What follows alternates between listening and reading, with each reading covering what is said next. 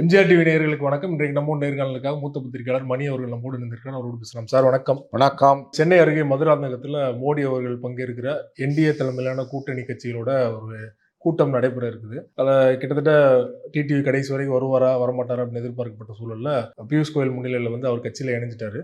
அவர் இணைந்தாலுமே எடப்பாடி தலைமையில் எடப்பாடி தான் சிஎம் வேட்பாளர் அப்படின்னு எங்கேயுமே சொல்ல மறுக்கிறாரு.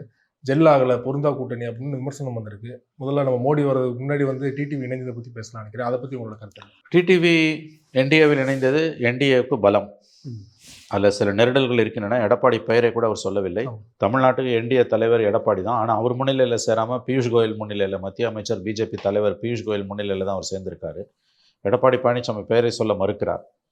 ஆனால் எடப்பாடி அவர் டிடிவி சேர்ந்ததை வரவேற்று ட்வீட் போட்டிருந்தார். அதற்கு நன்றி தெரிவித்து டிடிவியும் ட்வீட் போட்டிருக்கார். இது வந்து 2011 வந்து ஜெயலலிதா விஜயகாந்த் அலையன்ஸ் வச்சப்போ நடந்தது தான் நினைவுபடுத்து. ஒரு நாள் இரவு 9 மணி அளவில் விஜயகாந்த் அவருடைய மைத்துனர் சுதீஷ், பண்ருட்டி ராமச்சந்திரன் போய் ஜெயலலிதாவை சந்தித்து விஜயகாந்த் கட்சிக்கும் தேமுதிக அதிமுக கூட்டணி கையெழுத்தானது. அதுக்கு பிறகு 2 பேரும் நேருக்கு நேர் சந்தித்தது எப்போனா ஜெயலலிதா முதலமைச்சராகி பதவி ஏற்பு விழாவில் தான் சந்தித்தாங்க. அந்த தேர்தல் பிரச்சாரத்தில் 2 பேரும் ஒரே மேடையில் ஏறவே இல்லை, ஜெயலலிதாவும் விஜயகாந்தும். அதிகாரத்துக்கு வந்து ஓராண்டில் அந்த கூட்டணி அருந்து தூங்கியது, பிரிஞ்சு போச்சு. தேர்தல் வரைக்கும், ஆனால் தேர்தல் வரைக்கும் வந்து ஜெயலலிதாவும் விஜயகாந்தும் ஒருவரை விமர்சிக்கலை. ஒன்றா மேடையில் தோன்றலை, பட் ஒருவரை விமர்சிக்கவும் இல்லை. அது ஒரு நெருடலான கூட்டணியாக தான் இருந்தது. பட் அது ஒர்க் அவுட் ஆச்சு, ஓட் ட்ரான்ஸ்ஃபர் ஆச்சு. அந்த மாதிரி இன்றைக்கு டிடிவி தினகரன் அதிமுக உள்ள சேர்ந்திருப்பது, என்டிஏ உள்ள சேர்ந்திருப்பது தனிப்பட்ட முறையில் எடப்பாடிக்கும் டிடிவிக்குமான ஒரு நெருடல் தொடருது. அதில் மாற்று கருத்து இல்லை. ஆனால் ஓட் ட்ரான்ஸ்ஃபர் நடக்கும், நான் நம்புகிறேன். என்னுடைய கருத்து, உங்களுக்கு மாற்று கருத்து இருக்கலாம். ஓட் ட்ரான்ஸ்ஃபர் நடக்கும். இது விஜயகாந்த் ஜெயலலிதா விவகாரம் சம்மந்தப்பட்டது. அந்த ஆங்கிளில் தான் நான் இதை பார்க்குறேன். டிடிவி அவர்கள் என்டிஏக்குள்ளே வந்தது என்டிஏவுக்கு ஒரு பலம். நிச்சயமாக அது ஒரு பலம் தான். அதில் எனக்கு மாற்று கருத்துக்கு இல்லை. அன்புமணி உள்ளே இருக்கார். இன்னும் சில கட்சிகள் நாளைக்கு மேடையில் ஏறலாம். நாளைக்கு மேடையில் ஏறாத கட்சிகள் கூட அடுத்த 10 நாட்கள் 15 நாட்களில் என்டிஏக்கு வர வாய்ப்பு இருக்குது. அதாவது என்டிஏ பலவீனமாக இருக்கிறது. திமுகவோட வெற்றி உறுதி, 234 தொகுதிகளிலும் டன் டீல், போட்டியை திறக்க வேண்டியதான் அப்படின்ற ஒரு கருத்து இன்றைக்கு மாற ஆரம்பித்திருக்கிறது. டிடிவி உள்ளே வந்த உடனேயே திமுக சார்பு ஊடகங்கள் அவர்களுடைய ரியாக்ஷன் அதை பார்த்தீங்கன்னா, அவர்கள் எப்படி கதறுகிறார்கள் என்பதை பார்த்தீர்கள் என்றால் இது எங்கேயோ அவங்களை இடிக்குதுன்றது நல்லாவே தெரியுது. வாக்கு வங்கி தான் அங்கே முக்கியம். உங்களுக்கு ஓட் ட்ரான்ஸ்ஃபர்ன்றது வந்து திமுக வேணுமா வேணாமான்னு பார்க்கும்பொழுது டிடிவியோட வாக்கு வங்கி கணிசமான வாக்கு வங்கி. அது 0.5% 1%. அது ஆன்டி டிஎம்கே. அது முக்கலத்தோராக இருந்தாலும் ஆன்டி டிஎம்கே தான். அது கவுண்டருக்கு போட மாட்டாங்க என்பது என்னை பொறுத்தவரையில் பரவலாக ஏற்றுக்கொள்ள முடியாத ஒரு கருத்தாகத்தான் நான் பார்க்கிறேன். ஆகவே இந்த அலையன்ஸ் ஒரு சக்ஸஸ்ஃபுல் அலையன்ஸ் தான். இது என்டிஏவுக்கு ஒரு பலம். இந்த டிடிவியோட இந்த முடிவு, அதாவது வந்து ஒரு ஆங்கிலத்தில் சொன்னால் டவுன் அண்ட் அண்டர், கீழே ரொம்ப கீழே இருந்த அதிமுக கூட்டணிக்கு ஒரு உத்வேகத்தை கொடுத்துருக்குது. அவங்க மேலே எழும்பி வந்திருக்காங்க. இட்ஸ் அ ஃபிலிப் பண்ணுவாங்க ஆங்கிலத்தில் சொல்கிறோன்னா. அது ஒரு உத்வேகத்தை கொடுத்துருக்கிறது. ஒரு உற்சாகம் 2 தரப்புக்குமே வந்திருக்குன்னு தான் நான் பார்க்குறேன். நாளைக்கு மேடையில் மேக்ஸிமம் தலைவர்கள் அவங்க டிடிவி, அன்புமணி ராமதாஸ், கிருஷ்ணசாமி, ஜான் பாண்டியன், இவர் ஏசி சண்முகம், ஜிகே வாசன், இந்த மாதிரி அவங்க அந்த கூட்டணி மேடையில் வரும்போது உளவியல் ரீதியாக சைக்கலாஜிக்கலாக வந்து அது ஒரு பலமான கூட்டணியாகத்தான் இருக்கும். It's a powerful alliance. இதை யாரும் குறைச்சி மதிப்பிட முடியாது. போட்டி கடுமையாக இருக்கும். இந்த அமித்ஷா அவர்கள் கடந்த ஏப்ரலில் 9 மாதங்களுக்கு முன்பு ஏடிஎம்கே அலையன்ஸ் அனௌன்ஸ் பண்ண பிறகு அந்த அலையன்ஸ் டேக் ஆஃபே ஆகாமல் தான் இருந்தது. யாருமே உள்ளே வரல. இன்றைக்கி அந்த நிலை மாற ஆரம்பித்திருக்கிறது. என்டிஏ கூட்டணி ஒரு வலுவான கூட்டணியாக உருப்பெற்று கொண்டு இருக்கிறது. பர்செப்ஷன்லேயும் அது ரொம்ப முக்கியம். அவங்க வலுவான கூட்டணியாக இன்றைக்கு கருதப்படுகிறார்கள். போட்டி மிக கடுமையாக இருக்கும் என்பதில் எந்த சந்தேகமும் இல்லை. என்டிஏ ஒரு பெரிய பலம் சொன்னீங்க, டிடிவி அவர்கள் இணைந்தது. ஆனால் 2021 தேர்தலில் கிட்டத்தட்ட 20லேருந்து 25 தொகுதியில் வந்து ஏடிஎம்கே தோற்றதுக்கு முக்கியமான காரணம் டிடிவி. அந்தளவுக்கு ஒரு பலமிக்க ஒரு அணியாக இருந்தது. அதே பலம் டிடிவி அவர்களுக்கு இப்போவும் இருக்குன்னு நினைக்கிறீங்களா 2026? அந்த பலம் இருக்குமா இருக்காதான்னு எனக்கு தெரியாது. அந்த பலம் இல்லை என்பதையே ஒரு வாதமாக வச்சுக்கலாம். அதில் ஒரு 40% இருந்ததுனா கூட அது பெரிய விஷயம். மறந்துடாதீங்க, 21 திமுக இருந்த பலம் இன்னைக்கு கண்டிப்பாக இருக்காது. பிகாஸ் அன்று 10 ஆண்டுகள் நீங்கள் அதிகாரத்தில் இல்லாமல் வந்தீங்க. இன்றைக்கு 5 ஆண்டுகள் மக்கள் மத்தியில் ஆண்டுகிட்டு திரும்ப போகும்பொழுது ஆன்டி இன்கம்பன்சி நிறையாவே இருக்குது. அப்போ அன்றைக்கு டிடிவிக்கு இருந்த பலம் என்ன என்பது ஒரு பக்கம் இருக்கட்டும். அன்னைக்கு திமுக கூட்டணிக்கு இருந்த பலம் இன்னைக்கு இருக்கான்ற கேள்வி நீங்கள் கேட்ட கேள்விக்கான எதிர்வினையாக இருக்கிறது. ஆகவே இது இந்த மாதிரி பேசுகிறோன்னா நம்ம பேசிக்கிட்டே போகலாம். ஓகே. அடிப்படையில் டிடிவியோட ஓட் பேங்க்ன்றது ஆன்டி டிஎம்கே ஓட் பேங்க் தான். அதில் ஒரு பிரிவு ஆன்டி எடப்பாடியாக இருக்கலாம், நான் மறுக்கல. பட் இந்த எலெக்ஷன் வந்து திமுக வேண்டுமா வேண்டாமான்னு என்று சொல்லும் பொழுது அதிமுக வாக்கு வங்கியோட ஒரு பகுதி தான் அமமுக வாக்கு வங்கி. அது அந்த அலையன்ஸுக்கு தான் விழுமை ஒழிய அது வேறு மாதிரி 21 போன மாதிரி வெளியில் போகிறதுக்கு வாய்ப்பே இல்லை என்பது தான் என்னுடைய கருத்து. மறந்துடாதீங்க, 21 திமுக இருந்த அட்வான்டேஜ் ஏன் இப்போ இருக்காதுன்னா, அப்போ நீங்கள் 10 வருஷம் 5 வருஷம் இல்லை 10 வருஷம் பவரில் இல்லை, இப்போ 5 வருஷம் ஆண்டுட்டு மக்கள்கிட்ட போகும்போது, அதுவும் இன்னைக்கு நீங்கள் ஒன்றும் இல்லை, இன்னைக்கு பேப்பர் தினமலரை கூட எடுங்க, ஒரு ஃபுல் பேஜ் பூரா பார்த்தீங்கன்னா மாநிலம் முழுவதும் போராட்ட களமாக இருக்கிறது. சத்துணவு ஊழியர்கள், தூய்மை பணியாளர்கள், அரசு ஊழியர்களோட பல்வேறு பிரிவினர் ஆங்காங்கே போராடி கொண்டிருக்கிறார்கள். போராட்டத்தை வாபஸ் பெற்றவர்கள் கூட முழு மன திருப்தியுடன் வாபஸ் பெறவில்லை. அவர்களுக்கு வந்து ஏதோ பொண்ணு வைக்கிற இடத்துல பூ வைக்கிற மாதிரி அவருடைய கோரிக்கைகள் ஒரு 10% 20% நிறைவேற்றி தான் அரசு வந்து பல்வேறு நிபந்தனைகளுக்கும் காவல்துறை அடக்குமுறையும் ஏவி விட்டு தான் அவர்களை வழிக்கு கொண்டு வருது. அப்போ இந்த போராட்டங்கள் வாபஸ் பெறப்படுதுன்றது கூட வந்து பிரச்சனை தீர்வடைந்து விட்டது என்ற செய்தியை உங்களுக்கு சொல்லவில்லை. கடந்த ஒரு மாதத்திற்கும் மேலாக, கடந்த 6 மாதங்களாக, 1.5 மாதங்களாக கிட்டத்தட்ட தமிழ்நாடு போராட்ட களமாக இருக்கிறது. அப்போ இந்த அடிப்படையில் தான் நீங்கள் வந்து திமுகவுக்கான ஆதரவு, ஆளும் கட்சிக்கான ஆதரவை பார்க்கணும். இந்த கோணத்தை வந்து டிடிவி உள்ளே வந்தது, என்டிஏக்குள்ளே வந்தது ஆளும் கட்சியுடைய ஆதரவு என்ற நிலைப்பாட்டிலிருந்து பார்த்தால் இது என்டிஏவுக்கு ஒரு பலம் என்று தான் என்னுடைய கருத்து. எடப்பாடி எதிர்ப்பு அதையும் தாண்டி வந்து நேற்று டிடி அவர்கள் பேசும்போது கூட பார்த்தீங்கன்னா பின்னணியிலிருந்து எடப்பாடிக்கு எதிரான ஒரு குதிரைகள் எழுந்தது.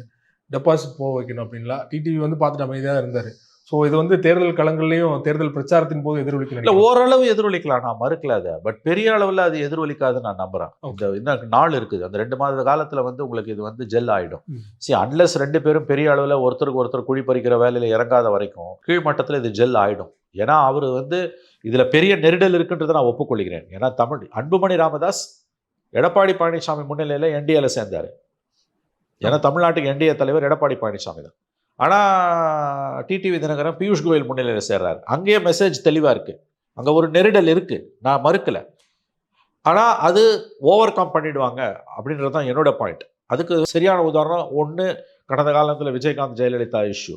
இன்றைக்கி அது நடந்த சில மணி நேரங்களில் வந்து இன்றைக்கி சமூக வலைதளங்கள் மூலமாக தான் அரசியல் நடத்தப்படுது. உங்களுக்கு தெரியும், ஒரு ஸ்டேட்மெண்ட் கூட கிடையாது. சமூக வலைதளங்களில் ஒரு ட்வீட் போடுறாரு, அவர் வரவேற்று ஒரு ட்வீட் போடுறாரு எடப்பாடி, அதற்கு நன்றி தெரிவித்து டிடிவி ஒரு செய்தி போடுறாரு. அப்போ 2 பேருக்குமே வந்து ஒரு அண்டர்ஸ்டாண்டிங் இருக்குது. நான் அப்படி தான் பார்க்குறேன். அதாவது இது ஒரு அன்புமணிக்கும் எடப்பாடிக்கும் இருக்கக்கூடிய அந்த ரேப்போ டிடிவிக்கும் எடப்பாடிக்கும் இல்லை. பட் ஒரு ஃபங்க்ஷனிங் ரிலேஷன்ஷிப் இருக்குது, அதை தான் நீங்கள் புரிஞ்சுக்கணும். அது ஃபைன் டியூன் ஆகிடும் தான் நான் பார்க்குறேன். நாளைக்கு மோடி வந்த பிறகு, அப்புறம் ஒன்ஸ் எலெக்ஷன் ஃபீவர் ஸ்டார்ட் ஆன பிறகு எலெக்ஷனில் ஜெயிக்கணுன்றது தான் நோக்கமே ஒழிய இதெல்லாம் பின்னால் தான் போகும். தேர்தல் முடிவுகளுக்கு பிறகு மறுபடியும் அடிச்சுக்கலாம், அதில் நான் ஒன்றும் மாற்று கருத்து எனக்கு இல்லை. பட் இந்த அலையன்ஸ் ஜெல் ஆகுமானா ஆகும். டிடிவி உள்ளே வந்ததால் என்டிஏக்கு பலமானா என்டிஏக்கு அது பலம் தான். இது திமுகவுக்கு பேட் நியூஸ் தான், அதில் சந்தேகம் வேணாம். குறிப்பாக மோடி அவர்கள் வரும்போது கூட்டணி ஸ்ட்ராங்காக இருக்கணும், அதற்கு ஓபிஎஸ் அவர்களையும் உள்ளே கொண்டு வர வைக்கணும் அப்படிங்கிற ஒரு முயற்சியில் நடைபெற்றது. ஓபிஎஸ் கூட இருந்த மனோஜ் பாண்டியன் ஆகட்டும், வைத்திலிங்கம் ஆகட்டும், எல்லாருமே வந்து திமுகவில் போய் சேர்ந்துட்டாங்க. முடிவெடுக்க ரொம்ப தாமதப்படுத்துறாரு அப்படிங்கிற விமர்சனத்தோடு போய் சேர்ந்துருக்காங்க. ஓபிஎஸ் என்ன முடிவெடுக்க போகிறாரு நினைக்கிறீங்க? ஓபிஎஸ் என்ன முடிவு எடுப்பாருன்னு ஓபிஎஸ்ஸே தெரியுமான்னு தெரியல. ஏன்னா எல்லாரும் கேட்குற கேள்வி ஓபிஎஸ் என்ன பண்ணும், ஓபிஎஸ் என்ன பண்ணும், ஓபிஎஸ் என்ன பண்ணும். இன்று அவருடன் அவர் நிழல் மட்டுமே நின்று கொண்டிருக்கிறது என்று நாம் பார்க்கிறோம். எல்லாருமே போயிட்டாங்க வெளியில். வெல்லமண்டி நடராஜன் மட்டும் இருக்காரு. அவர் என்ன பண்ண போகிறான்னு தெரியல. வைத்திலிங்கம்லாம் அவர் கூட இருந்தவர், மனோஜ் பாண்டியன் அவர் கூட இருந்தவர், எல்லாரும் போயிட்டாங்க. ஏதாவது ஒரு நிலைப்பாட்டை அவர் எடுப்பார். நீங்கள் நேர்மையாக சொல்கிறதுனா அவர் என்ன செய்வார்னு எனக்கு தெரியல, எனக்கு தெரியாது. வரும் நாட்களில் அது நமக்கு தெரிய வரலாம். ஆனால் அவ்வளோ சீக்கிரமாக எடப்பாடி அவரை சேர்த்துப்பாரான்றது தெரியல. ஏன்னா எடப்பாடிக்கு எதிராக நீதிமன்றங்கள்லையும் எலெக்ஷன் கமிஷன்லையும் பெட்டிஷன் போட்ட ஒருத்தர் அவர் எப்படி சேர்த்துப்பார்? டிடிவி கதை வேறங்க, தனி கட்சி. எடப்பாடியோட தனக்கு ஏற்பட்ட மோதலை சட்ட பிரச்சனையாக கருதி வெறும் நீதிமன்றங்களின் நெடிய படிக்கட்டுகளில் ஏறியதன் விளைவு என்று ஓபிஎஸ் அனுபவிக்கிறார். தனியாக ஒரு கட்சி ஆரம்பிச்சிருந்தானா இன்றைக்கி அவர் என்டிஏக்குள்ளே போகிறது ஈஸி. அப்படி தான் கடந்த காலங்களில் இந்திய அரசியல் எவால்வ் ஆகி வந்திருக்கு. சோனியா காந்தியோட வெளிநாட்டு குடியுரிமையை பற்றி பேசி வெளியில் போன சரத் பவார், அதுக்கு பிறகு 20 வருஷத்துக்கு மேலே காங்கிரஸ் கூட்டணியில் தான் இருக்கார். வேற்றுமையில் ஒற்றுமை அது. இவர் அது இல்லாமல் நான் தான் அதிமுகன்னு சண்டை போட்டதோட விளைவு இன்றைக்கி இங்கே நிற்கிறார். அதனால் இந்த நிலைமைக்கு அவர் தான் காரணம். பிஜேபி சொல்கிறத நம்பி தெருவுக்கு போனால் ஒருத்தர் தெருவுக்கு வருவாங்கன்றதுக்கு ஓபிஎஸ் உதாரணம். அவரை கொண்டு போய் முதலமைச்சராக இருந்தவரை தர்ம யுத்தத்தில் நடுத்தரில் இறக்கி விட்ட பிஜேபி இன்னைக்கு கை கழுவிடுச்சு. அவங்க நினச்சி ஒன்றும் பண்ண முடியல. அது தன்னுடைய தவறான அரசியலுக்கான விலையை ஓபிஎஸ் கொடுத்து கொண்டிருக்கிறார் தான் நான் பார்க்குறேன். மற்றபடி அவர் என்ன செய்வார், எங்கே போவார், எனக்கு பதில் இல்லைங்க, என்கிட்ட பதில் இல்லை. குறிப்பாக ஓபிஎஸ் அவர்கள் கூட இருந்த வைத்திலிங்கம், மனோஜ் பாண்டியன் 2 பேருமே பார்த்தீங்கன்னா திமுக இணைஞ்சிட்டாங்க இல்லையா? ஸோ வந்து முதல்ல அவங்க அனுப்பிட்டு ஓபிஎஸ் அவர்கள் பின்னாடி போகிற ஐடியாவில் இருக்காரு அப்படிங்கிற ஒரு அது கேள்வி. எதுக்கு முதல்ல அனுப்பணும் பின்னால் அனுப்பணும்? இது என்ன பெரிய உங்களுக்கு வந்து எனக்கு எப்படி சொல்கிறதுன்னு தெரியல. இது அப்படிலாம் ஆழம் பார்க்கறதுக்குலாம் ஒன்றும் அவசியமே கிடையாது. நீங்கள் போகிறதுனா போக வேண்டியதானே. 3 முறை அண்ணா திமுகவில் முதலமைச்சராக இருந்துட்டு திமுகவில் போய் என்ன பதவிக்கு வருவார் இவர்? துணை முதலமைச்சர் சத்தியமாக ஸ்டாலின் கொடுக்க மாட்டார். ஏதாவது ஒரு அமைச்சர் கொடுப்பாரு. ஒரு முதலமைச்சராக இருந்துட்டு துணை முதலமைச்சராக இருந்துட்டு ஒரு சாதாரண மந்திரியாக இருக்க போகிறீங்களா? என்ன உங்களுக்கு திமுகவில் போய் நீங்கள் எதை அடைய போகிறீங்க? என்டிஏல சேர்த்துக்கவே மாட்டாங்கல்ல. தாவேக்க போனால் எம்எல்ஏ கூட ஆவாராங்கிற டவுட்டு. அது அவர் பிரச்சனைங்க, உங்களுக்கு என்ன கவலை? அவருடைய அரசியல் எங்கே வந்து இன்னைக்கு ஒரு திசை தெரியாத பாதையில் நிற்குதுன்றதை நீங்கள் பாருங்களேன். சரி, அவர் ஒரு அரசியல்வாதியாகவே நடந்துக்கலையாங்க. நீங்கள் நல்லா பாருங்கள், எம்ஜிஆரை திமுகலேருந்து வெளியில் அனுப்புனாங்க. எம்ஜிஆர் வந்து நான் தான் திமுக நட முடியல. அண்ணா திமுகன்னு ஒரு கட்சி ஆரம்பித்தார், வெற்றி கொடி நாட்டினார். இன்ன வரைக்கும் வெற்றி கொடி தான் அது. அவர் உயிரோடு இருந்த வரைக்கும் திமுகவால் ஆட்சி கட்டில் அருகில் கூட வர முடியும். வைகோவை கலைஞர் வெளியில் தூக்கி போட்டார். ஒரு 2 மாதமோ என்னமோ 3 மாதமோ நான் தான் திமுகனார். அப்புறம் அவரும் தனி கட்சி ஆரம்பித்தார். இன்றைக்கி தனியாகவே இயங்கிட்டு இருக்கார். டிடிவி தினகரன் எடப்பாடியோட பிடிக்காமல் வெளியில் போனார், தனி கட்சி ஆரம்பித்தார். இன்றைக்கி ஏதோ ஒரு அரசியல் பாதை அவருக்குன்னு இருந்துக்கிட்டே தான் இருந்தது. இன்றைக்கும் அவருக்கு தெளிவாகிடுச்சு, வந்துட்டார் உள்ள. என்ன டிடிவி எடப்பாடியை பற்றி பேசுனது 2 நாள் பேசுவீங்க, அப்புறம் எல்லாம் மறந்துட்டு அடுத்த செய்திக்கு போயிடுவீங்க. ஏன்னா ஓபிஎஸ் மட்டும் ஏன் பாதை தெரியாமல் நிற்கிறாரு? ஏன்னா அடிப்படையில் ஒரு அரசியல் பிரச்சனையை அவர் ஒரு பொலிட்டிக்கல் ப்ராப்ளத்தை லீகல் ப்ராப்ளமாக ஹேண்டில் பண்ணதோட விளைவு இன்றைக்கி இங்கே வந்து நிற்கிறார். அதாவது என்னை நீக்கினது செல்லாதுன்னு சுப்ரீம் கோர்ட்டுக்கு போனதே எவ்வளோ அபத்தமான ஒரு முடிவுனா, சுப்ரீம் கோர்ட்டே ஒருவேளை ஆமாம் நீங்கள் அவரை கட்சியில் எடுத்துக்கோங்கன்னு ஒரு உத்தரவு பிறப்பிச்சிருந்தா கூட அது நடைமுறையில் எப்படி செயல்படுத்த முடியும்? சரி, கட்சியில் எடப்பாடி சேர்த்துப்பார். அதுக்கு பிறகு எந்த டிசிஷன் மேக்கிங்லேயும் உங்களுக்கு எந்த மரியாதையும் இருந்திருக்காது. நீங்கள் ஓரம் கட்டப்பட்டிருப்பீர்கள். இதுக்கான தீர்வு என்பது பொலிட்டிக்கலாக தான் கிடைக்கணுமே ஒழிய ஜுடிஷியலாக கிடைக்காது. நம்ம சொல்லுவோம்ல, அடி சந்திரசூட் தலைமையிலான 5 நீதிபதிகள் அமர்வு ஆமாம் ஓபிஎஸ் நீக்கினது தப்புன்னு எடப்பாடிக்கு உத்தரவு போட்டு கட்சியில் எடுத்துக்கோங்கன்னு சொன்னால் கூட அது என்ன அர்த்தம்? யோசிச்சு பாருங்கள் நீங்கள். சரி வாங்க சேர்த்துப்பாங்க, அதுக்கப்புறம் எல்லா இடத்துலையும் நீங்கள் ஓரம் கட்டப்படுவீர்கள். அப்போ இது பொலிட்டிக்கல் ப்ராப்ளம் போது பொலிட்டிக்கல் சொல்யூஷன் தான் உங்களுக்கு கிடைக்க முடியும். கட்சி எடப்பாடி கிட்ட இருக்குன்றது உங்களுக்கு தெரியலையா? இந்த சண்டை போட்டு இருக்கிறதுக்கு எடப்பாடி கூட இருந்திருக்கலாமே. என்றைக்குமே நீங்கள் துணை தானே. நெடுஞ்சாடியா அன்பழகன் ஓபிஎஸ்லாம் என்றைக்குமே நம்பர் 2 தான். அவர் பொருளாளர் தானே உங்களை வச்சிருந்தாரு. நீங்கள் ஒருங்கிணைப்பாளர், ஒரு இணை ஒருங்கிணைப்பாளர். ஆனால் அதிகாரத்தில் அவர் சிஎம், நீங்கள் டெபுட்டி சிஎம். அதிகாரம் போனோன்னா ஒரு எதிர்க்கட்சி தலைவர், நீங்கள் எதிர்க்கட்சி துணைத் தலைவர். அப்புறம் அவர் பொதுச் செயலாளராக மாறும்போது நீங்கள் அந்த இடத்துல தான் உங்களுக்கு பிரச்சனை வருது. அந்த அதிகாரத்தை அவர் கையில் எடுக்கும்போது நீங்கள் அதுக்கு கட்டையை போடுறீங்க. ஆனால் கட்சி அவர் கையில் தான் இருக்குன்றதை புரிந்து கொள்ள முடியலையே உங்களால். உங்கள் அந்த உண்மையை உங்கள் மனசு ஏற்றுக்க மறுத்தது இல்லை. அவர் பொருளாளர் பதவி கொடுக்குறேன்னாரு, உங்களுக்கு அவைத்தலைவர் வரைக்கும் போச்சு. அவரோட அடுத்த ஸ்டேஜில் நீங்கள் இருந்தீங்கன்னா இன்றைக்கி அரசியல் இன்றைக்கி கடைசியில் அங்கே தானே போய் நிற்கிறீங்க. என்டிஏக்குள்ளே நீங்கள் போனீங்கன்னா டிடிவி போகிறது வேறங்க, அது கட்சி. நீங்கள் கட்சியாக இல்லாமல் உள்ளே போனீங்கன்னா என்னவா இருப்பீங்க? எடப்பாடி கீழே தானே இருப்பீங்க. அதுக்காக இவ்வளோ பிரச்சனை பண்ணீங்க. ஆகவே அவருடைய அரசியல் என்பது ரொம்ப ஒரு துரதிருஷ்டவசமான ஒரு பாலிடிக்ஸ் தான். 3 முறை முதலமைச்சராக இருந்தவர், ஜெயலலிதாவுடைய நம்பிக்கைக்குரிய தலைவர். ஜெயலலிதா இறந்த பிறகும் ஒரு தடவை இருந்தார். 14 ஆண்டுகளில் 14 மாதங்கள் 3 வெவ்வேறு காலகட்டங்களில் முதலமைச்சராக இருந்தவர் அதிமுகவில். இன்றைக்கி திமுகவில் போய் என்னங்க பண்ணுவார் அவர்? திமுகவில் ஒரு 10 மந்திரியில் ஒரு மந்திரியாக இருப்பாரா? இல்லை திமுகலன்னா ஒரு முதலமைச்சர் பதவியோ துணை முதலமைச்சர் பதவியோ கொடுத்துருவாங்களா? ஒருபோதும் கொடுக்க மாட்டாங்க. இவருடைய பொலிட்டிக்கல் பொசிஷனிங்கிறது என்ன திமுகவில்? இவர் நம்மளே தொடர்பாக நிறைய பேசியிருக்கோம். ஆனால் வந்து கடைசியில் அவர் ரிட்டையர்ட் ஆக போகிற டைமில் வந்து டிஎம்கேல போய் ஒரு அமைச்சர் வாங்குறது பெரிய விஷயம் இல்லையா? இப்போ வந்து திமுக அணி இல்லாமல் தாவேக்கா போனால் எம்எல்ஏ ஆகிறது டவுட் தான் இல்லையா? ஸோ அப்படி இருக்கும்போது அவருக்கு இன்னும் பெரிய பின்னடைவாக தானே மாறும். ஏங்க திமுக போயிட்டாருனாலே இது பெரிய பின்னடைவுங்க. அவர் ஜெயிக்கிறாரோ தோக்குறாரோ முடிஞ்சது அங்கேயே கதை. ஓகே, திமுகக்குள்ள அவருக்கு என்ன மரியாதை இருக்குது? முன்னாள் முதலமைச்சர் ஓபிஎஸ்ன்னு திமுகவில் இருக்கும்போது அவர் நீங்கள் சொல்லுவீங்களா? அதை திமுக அனுமதிக்குமா, விரும்புமா? திமுகக்குள்ள முன்னாள் ஒருவேளை திமுக அதிகாரத்தை இழந்ததுன்னா திமுக உள்ள 2 முன்னாள் முதலமைச்சர்கள் இருக்கிறார்கள் என்பதை திமுக விரும்புமா? சொல்லும் போதே உங்களுக்கு சிரிப்பு வருது இல்லை? ஒருவேளை திமுக இந்த தேர்தலில் தோற்கடிக்கப்பட்டால் நமக்கு தெரியாது என்ன நடக்கும், என்ன வேணால் நடக்கலாம். ஓபிஎஸ் திமுகவில் சேர்ந்த பிறகு திமுக அதிகாரத்தை இழக்கிறதுன்னு வச்சுக்கோங்களேன். அப்போ திமுக உள்ள 2 முன்னாள் முதலமைச்சர்கள், ஒரு முன்னாள் துணை முதலமைச்சர் இருக்கிறார் என்பதை திமுக விரும்புமா? ஸ்டாலினுக்கு இணையான அந்த செல்வாக்கு ஓபிஎஸ்க்கு இருப்பதை திமுக விரும்புமா? என்ன லாபம் இவங்களால அவர்களுக்கு? அதாங்க அரசியல் பிரச்சனைக்கு ரொம்ப சிம்பிள் இது. அரசியல் சிக்கலுக்கு அரசியல் தீர்வு தான் காணப்படும். கோர்ட்டுக்கு போகிறதுக்கு என்னங்க அர்த்தம் நீங்கள் சொல்லுங்களேன்? என்ன நீக்கினது செல்லாதுன்னு நீ கோர்ட்டுக்கு போகிறீங்களே, ஆமாங்க நீக்கினது செல்லாதுங்க ஏற்றுக்கோங்கன்னு கோர்ட்டு சொல்லுதுனால, சுப்ரீம் கோர்ட்டே சொல்லுதுன்னு வச்சுக்கோ, அதுக்கு என்ன அர்த்தம் அதை சொல்லுங்கள். அதுக்கு ஒரு அர்த்தமும் இல்லை சிவா. ஏன்னா கட்சி எடப்பாடிக்கிட்ட இருக்குது. அவருடைய அணுகுமுறையே தவறு இல்லை. எத்தனை கேஸ் போட்டிருப்பார் அவர்? கீழ்கோர்ட்டு, மேல்கோர்ட்டு, ஹைகோர்ட்டு, ஐநா சபைக்கு போல, மற்ற எல்லா சபைக்கும் போயாச்சு.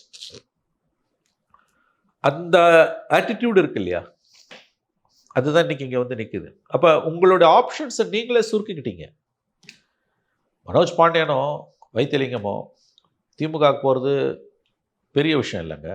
ஆனால் ஓபிஎஸ் போகிறாருன்றது மிகப்பெரிய பின்னடைவு. 3 times சீஃப் மினிஸ்டர். ஸ்டாலினுக்கு முன்னால் அவர் சீஃப் மினிஸ்டர்.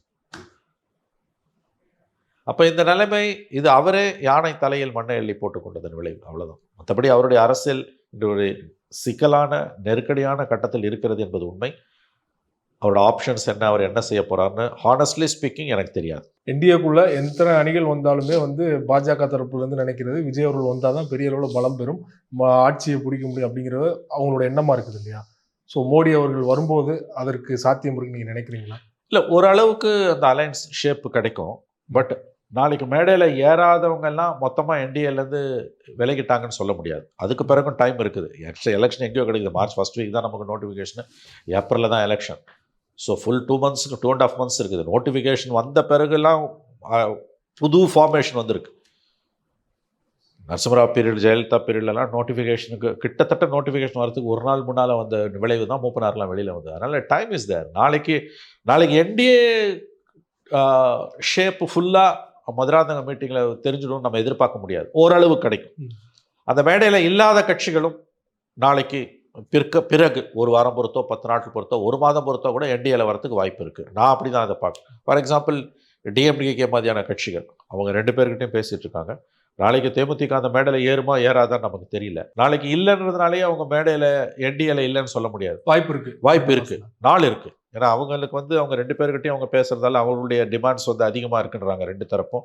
அது என்ன செய்ய போகிறாங்கன்னு தெரியல. இது வந்து ரொம்ப ஏர்லி. இப்போ ஒரு ஃபிக்ஸடாக டெட்லைன் வச்சுக்கிட்டு, அதாவது அன்புமணிக்கும் டிடிவிக்கும் வச்ச டெட்லைனை வந்து தேமுதிக வைக்க மாட்டாங்க, நிச்சயமாக வைக்க மாட்டாங்க. இன்னும் லாங் ரோப் கொடுப்பாங்க. நாள் இருக்குது. நாளைக்கு ஃபுல் ஷேப்புக்கு என்டிஏ வந்துடும் சொல்ல முடியாது. பட் ஓரளவு ஷேப்புக்கு நாளைக்கு வந்துடும், அது உண்மை. அதில் சந்தேகம் இல்லை. ரொம்ப நன்றி சார். சமாள அரசியல் தொடர்பாக பல்வேறு விஷயங்களோட பகிர்ந்து கொண்டீங்க. நன்றி சிவா.